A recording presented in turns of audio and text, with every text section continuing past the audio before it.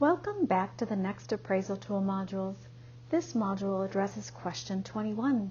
Are the study results clearly explained? Scientific articles should clearly discuss the meaning of the results compared to repeating the results. The discussion or interpretation of the results should be clear and easy to understand.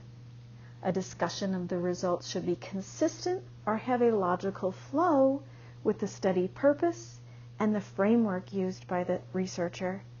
If a hypothesis was stated, the discussion of results should be described as being consistent with or different from the expectations. The author should describe why they think that occurred. Let's review this passage of an article to answer our appraisal question. O'Connor and colleagues examined associations between the presence of a daily routine and older adults' health status and urgent health care utilization to determine whether higher levels of daily routine mediated associations between the socioeconomic position and health outcomes. SEP in this excerpt stands for socioeconomic position. You may wish to pause the recording and then restart when you're ready.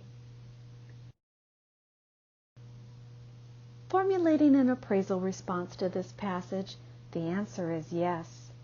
The discussion was clearly written.